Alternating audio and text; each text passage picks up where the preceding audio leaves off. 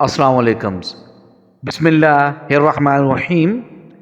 حضرت زینب بنت حجش رضی اللہ تعالی عنہا کے والد کا نام حجش بن ریاب تھا، جو کہ قبیلہ بنی اسد کے چشم و چراغ تھے۔ آپ کی والدہ کا نام امیہ بنت حضرت عبد المطلب تھا، یعنی حضرت زینب بنت حجش بنی آخر الزماں سرور کائنات حضرت محمد صلی اللہ علیہ وآلہ وسلم کی پھوپھی ذات بہن تھی۔ حضرت زینب بنت حجش رضی اللہ تعالی عنہا بعثت سے 10 سال پہلے نبی کریم صلی اللہ علیہ وآلہ وسلم کی پھوپھی امیہ بنت حضرت عبد المطلب کے گھر پر پیدا ہوئیں۔ پیدائش پر آپ کا نام برا رکھا گیا، لیکن جب آپ ایمان لے آئیں تو نبی کریم صلی اللہ علیہ وسلم نے آپ کا نام زینب رکھ دیا، اور آپ نبی کریم صلی اللہ علیہ وآلہ وسلم کے سایہ شفقت میں تعلیم و تربیت حاصل کی۔ حضرت زینب بنت حجش رضی اللہ تعالی عنہا نہایت دیندار، پرہیزگار، راست گوئی، صدقہ دینے اور اپنے عزیز و اقارب کا خیال رکھنے والی خاتون۔ جب آپ جوان ہوئیں تو نبی کریم صلی اللہ علیہ وآلہ وسلم نے آپ کا نکاح اپنے منہ بولے بیٹے حضرت زید رضی اللہ تعالی عنہ سے طے فرما دیا۔ حضرت زید بن حارث رضی اللہ تعالی عنہ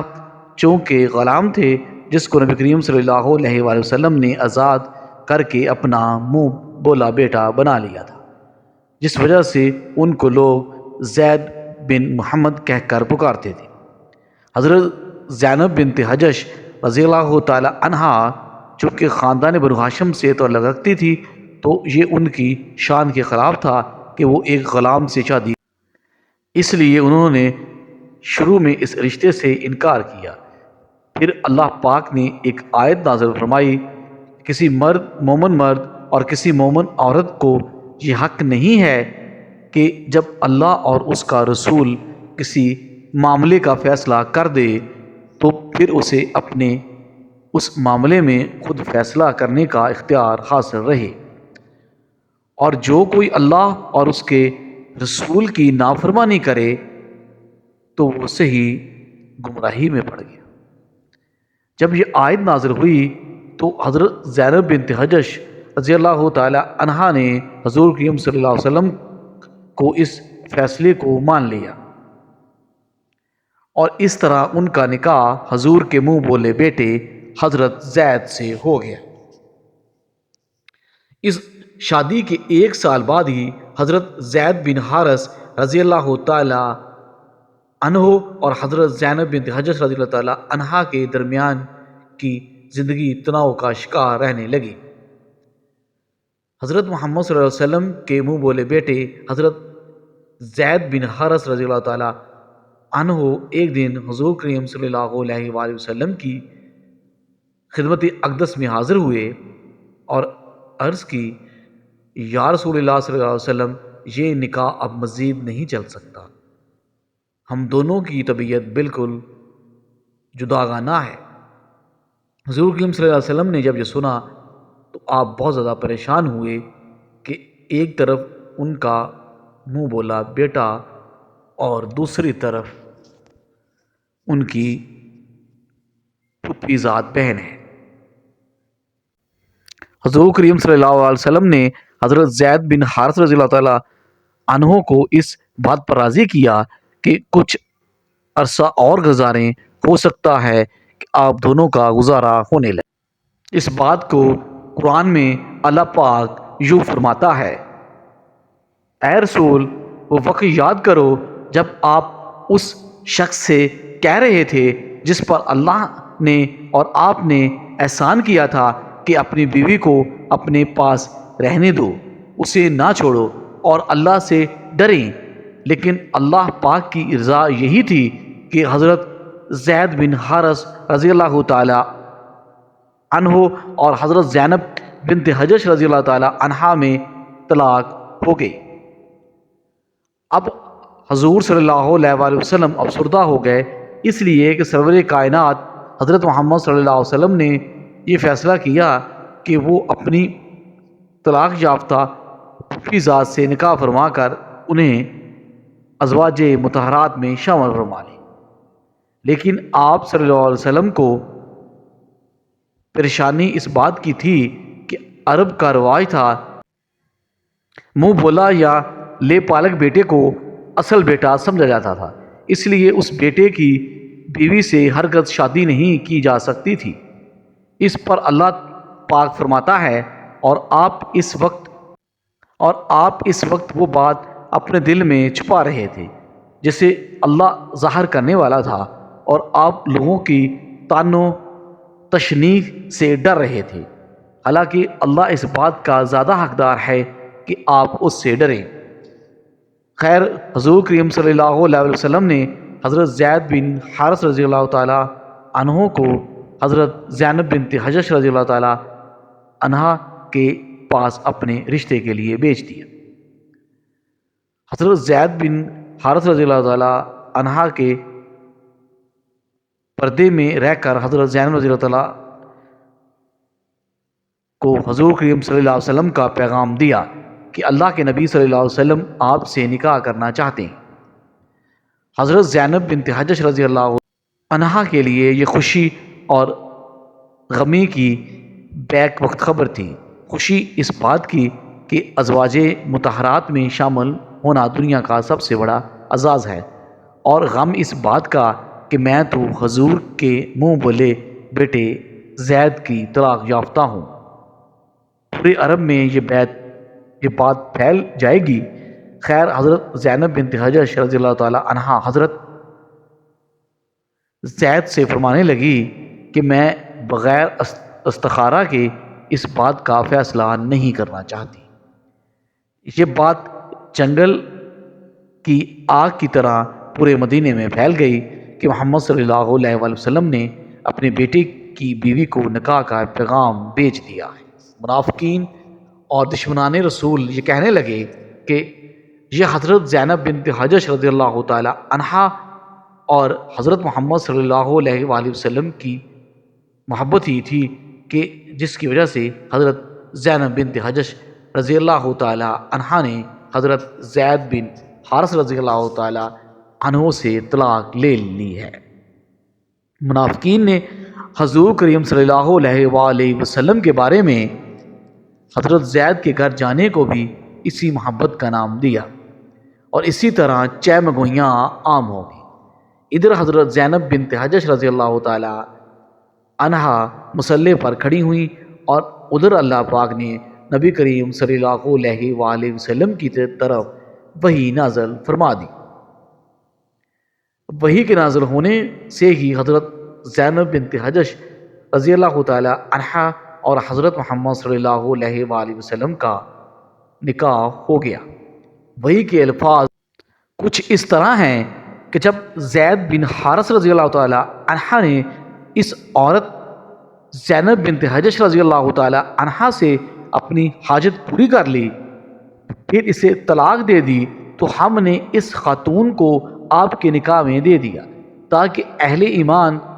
پر اپنے منہ بھولے بیٹوں کی بیویوں سے نکاح کرنے کے معاملے میں کوئی تنگی نہ رہ جائے، اور جب وہ ان سے اپنی حاجت پوری کر چکے ہیں اور انہیں طلاق دے کر فارغ جا کر چکے ہیں، اور اللہ کا حکم تو بہرحال ہو کر رہے۔ اس آیت کریمہ کے آنے کے بعد حضور صلی اللہ علیہ وآلہ وسلم اور حضرت زینب بنت حجش رضی اللہ تعالی عنہا کے گھر گئے اور جا کر ان سے فرمایا کہ اللہ نے وحی نازل فرمائی ہے کہ ہم دونوں کا نکاح ہو گیا ہے، یعنی نبی کریم صلی اللہ علیہ وسلم کا زینب رضی اللہ تعالی عنہا سے اعتمادی تعلق بلا اذن اور بلا عقد اور بلا تقرر مہر، اور اس کے بغیر کہ جس چیز کو آپ صلی اللہ علیہ وسلم کی امت کے حق میں قابل اعتبار سمجھا گیا ہے، قائم ہو گیا تھا۔ ترتیب کے اعتبار سے یہ رسول صلی اللہ علیہ وآلہ وسلم کا 7واں نکاح تھا، جو کہ ذی العقد 5 ہجری میں ہوا۔ اگلے دن حضور کریم صلی اللہ علیہ وآلہ وسلم اور حضرت زیب بنت حجش رضی اللہ تعالی عنہا کا ولیمہ ہو، جس میں 300 صحابہ کرام شریک ہوئے۔ ناظرین، مفسرین نے سورۃ الاحزاب کی آیت نمبر 37 کی تفسیر میں لکھا ہے کہ جب حضرت زینب بنت حجش رضی اللہ تعالی عنہا کو اس آیت کے نازل ہونے پر نکاح کی خوشخبری دی گئی تو جس نے بشارت دی تھی اس کو وہ زیور نکال کر دے دیا جو وہ اس وقت پہن رہی تھی، اور خود سجدے میں گر گئی اور 2 مہینے کے روزوں کی نیت کر لی۔ اور جب حضرت حمزہ رضی اللہ تعالی عنہ شہید ہوئے تو حضرت صفیہ رضی اللہ تعالی عنہ نے کہا کہ میں اپنے بھائی کی لاش دیکھ کر انتہائی صبر اور ہمت سے کام لوں گی۔ ایک اور آواز گونجی کہ میرے چچا حمزہ نے قرابت کا حق ادا کیا اور نیک اعمال کرنے میں سبقت لے گئے۔ یہ وہ جملہ ہے جسے نبی کریم آقائے دو جہان حضرت محمد صلی اللہ علیہ وسلم کی اکثر دہرایا کرتے تھے۔ حضرت حمزہ رضی اللہ تعالی عنہ کی شخصیت کی گہری تاثیر اور مقبولیت اس قدر زیادہ تھی کہ صحابی اپنے بچوں کے نام ان کے نام سے معصوم کرتے تھے۔ پیارے آقا حضرت محمد مصطفیٰ صلی اللہ علیہ وآلہ وسلم اپنے چچا سے بے حد محبت کیا کرتے تھے۔ ایک دفعہ ایک صحابی بارگاہ رسالت میں حاضر ہو کر عرض کرنے لگا کہ میرے ہاں لڑکے کی ولادت ہوئی ہے، اس کا کیا نام رکھوں؟ تو رحمت عالم صلی اللہ علیہ وآلہ وسلم نے ارشاد فرمایا کہ لوگوں میں مجھے اپنے چچا حمزہ سے محبت ہے، لہٰذا انہی کے نام پر اپنے بچے کا نام رکھو۔ نبی آخر الزماں حضرت محمد صلی اللہ علیہ وآلہ وسلم کی ولادت سے 2 سال پہلے آپ کے چچا اور رضائی بھائی سید الشہداء شیر خدا حضرت سیدنا حمزہ بن عبد المطلب پیدا ہوئے۔ آپ کی کنیت ابو عمارہ تھی۔ آپ نہایت حسین و جمیل، دبلے پتلے، چوڑی چھاتی اور دراز قد تھے۔ آپ اپنے بھتیجے حضرت محمد صلی اللہ علیہ وسلم سے بے پناہ محبت کرتے تھے اور ان کی حفاظت میں پیش رہتے، بلکہ اگر یہ کہا جائے کہ ان کے سامنے ہوتے ہوئے کسی کافر کی جرت نہ تھی کہ وہ نبی کریم صلی اللہ علیہ وآلہ وسلم کے خلاف کوئی نازیبا لفظ بھی بول دے۔ اس طرح اعلان نبوت کو 6 سال گزر چکے تھے کہ ایک دن کو صفا کے قریب ایک باندی نے آپ کو شکار سے واپسی پر روکا اور کہنے لگی، اے ابو عمارہ، کاش آپ پہلے آ جاتے تو تھوڑی دیر پہلے ہی ابو جہل نے آپ کے بھتیجے محمد صلی اللہ علیہ وسلم کو گالیاں نکالی ہیں۔ لیکن محمد صلی اللہ علیہ وسلم نے کوئی جواب نہیں دیا اور چلے گئے۔ یہ سنتے ہی آپ جوش میں آگے گئے اور تیزی کے ساتھ خانہ کعبہ کی طرف بڑھے اور بغیر کسی اور طرف متوجہ ہوئے سیدھا ابو جہل کے پاس گئے اور جاتے ہی اس کے سر پر زور سے اپنی کمان دے ماری۔ ابو جہل کے سر سے خون کا فورا نکل پڑا اور ساتھ ہی فرمانے لگے، آج سے میرا دین وہی ہے جو میرے بھتیجے محمد صلی اللہ علیہ وآلہ وسلم کا ہے۔ اگر کسی میں طاقت ہے تو مجھے روک کے دکھائے۔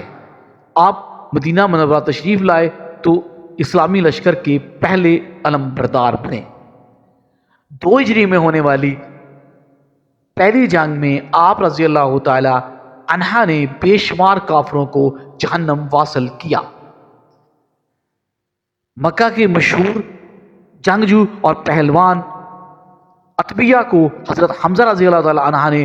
ایک ہی وار میں جہنم رسید کیا، جس کے بعد پورے عرب میں حضرت حمزہ کی داغ بیٹھ گئی۔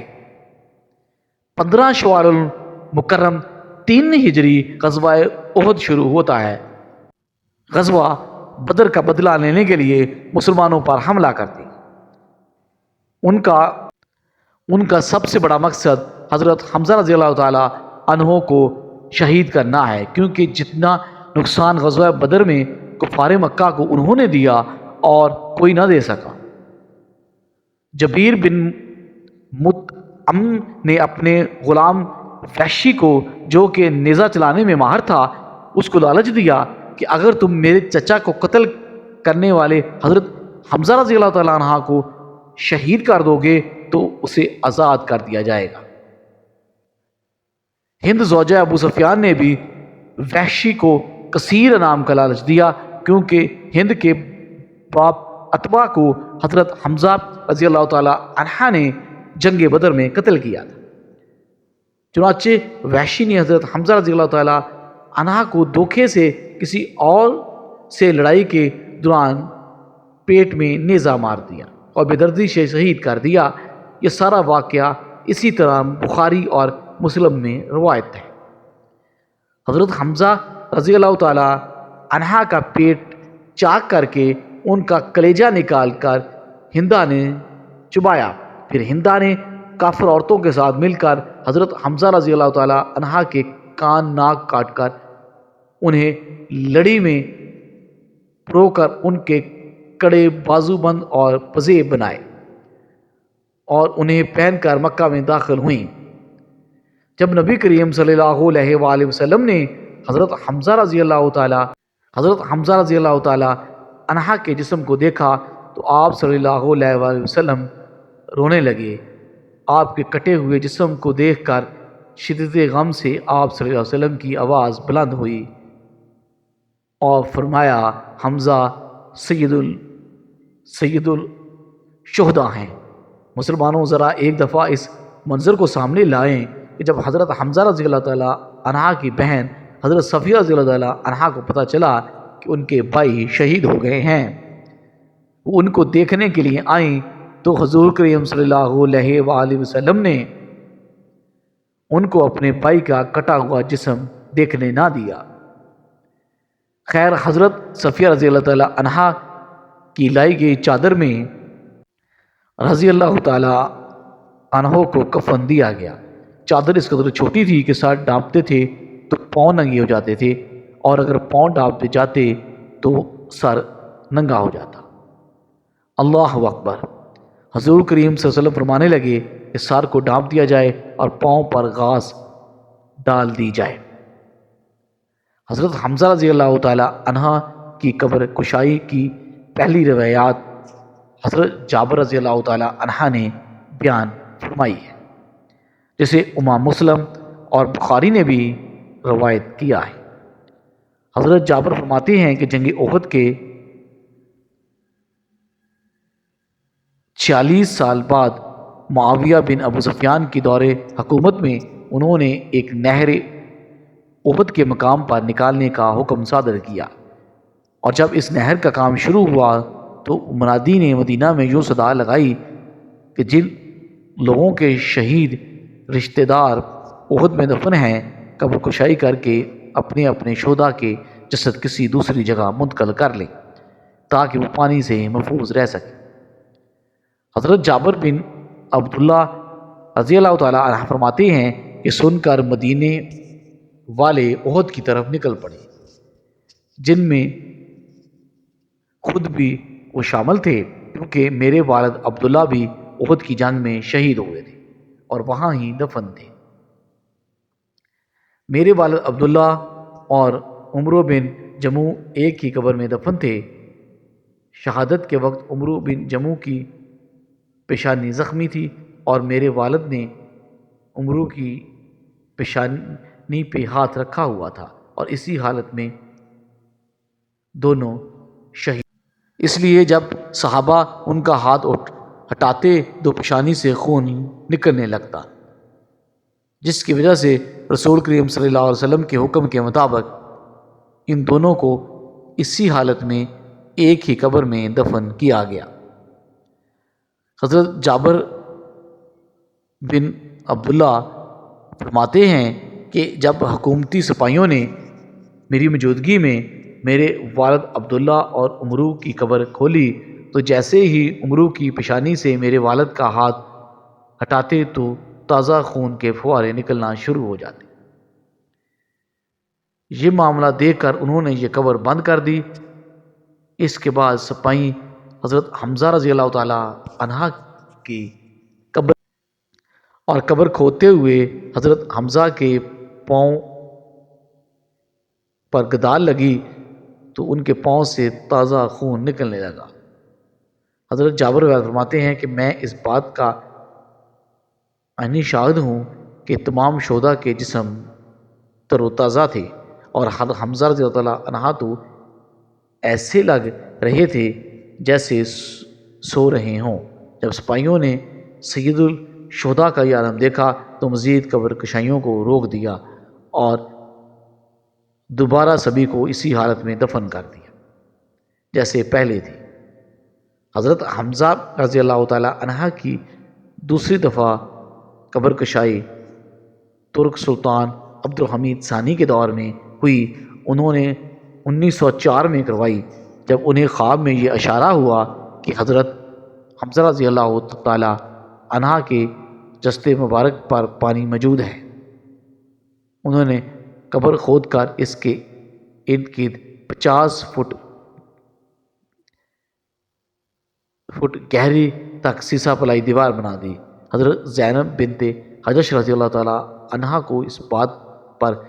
بجا طور پر فخر تھا کہ سب حضور کی سب بیویوں کا نکاح اپنے عزیز رشتہ داروں سے نے کیا، مگر حضرت زینب بنت حجش رضی اللہ تعالی عنہ کا نکاح آسمان پر ہوا اور قرآن پاک میں نازل ہوا۔ اسی وجہ سے وہ ام المومنین حضرت عائشہ صدیقہ رضی اللہ تعالی عنہا سے مقابلہ بھی کیا کرتی تھی کہ ان کا نکاح آسمان پر کیا گیا، جیسا کہ ام المومنین حضرت عائشہ صدیقہ رضی اللہ تعالی عنہا فرماتی ہیں جیسا کہ حضرت عائشہ صدیقہ رضی اللہ تعالی عنہا فرماتی ہیں کہ ازواج مطہرات میں زینب بنت حجش ہی تھی جو رسول اللہ کی نگاہ میں اس دو مرتبے میں میرا مقابلہ کیا کرتی تھی۔ ناظرین، حضور کریم صلی اللہ علیہ وآلہ وسلم کی اس شادی کی فضیلتیں یہ ہیں کہ اسلام نے مساوات کا درس دیا، اور اس لیے آپ صلی اللہ علیہ وسلم نے ایک غلام کو آزاد فرمایا اور پھر ان کو اپنا منہ بولا بیٹا بنایا، اور پھر انہی سے اپنی پھوپھی ذات کی شادی بھی کروائی۔ اور جب حضور صلی اللہ علیہ وسلم کا نکاح حضرت زینب بنت حجش رضی اللہ تعالی عنہا سے ہو گیا تو زمانہ جاہلیت کی اس رسم کا بھی خاتمہ ہو گیا کہ منہ بولا اور لے کر پالا بیٹا بھی اصلی بیٹے کا حقوق رکھتا ہے۔ حضور نبی کریم صلی اللہ علیہ وسلم نے اپنی ازواج سے فرمایا تھا کہ تم میں سے سب سے پہلے مجھ سے وہ ملے گی جس کا ہاتھ لمبا ہوگا۔ چنانچہ نبی کریم صلی اللہ علیہ وسلم کی اس دنیا سے پردہ فرمانے کے بعد ازواج محترات اپنے ہاتھ ناپا کرتی تھیں، لیکن ہاتھ کی اس لمبائی سے مراد حضور کریم صلی اللہ علیہ وسلم کا اشارہ فیاضی کی طرف تھا۔ چنانچہ حضرت زینب بنت حجش رضی اللہ تعالی عنہا بے حد سخی اور فیاض تھی، تو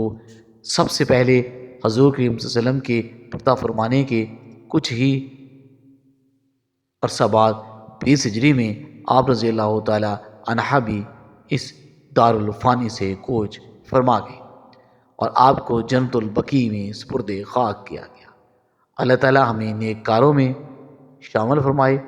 اور ہمارا خاتمہ بالخیر ایمان پر فرمائے، آمین ثم آمین۔ کمنٹ باکس میں اللہ بارک تعالیٰ اور آپ صلی اللہ علیہ وآلہ وسلم کے ناموں میں سے ایک نام ضرور ٹائپ کیجئے گا۔ شکریہ، اللہ حافظ۔ تو ملتے ہیں ایک نئی ویڈیو میں، اللہ حافظ۔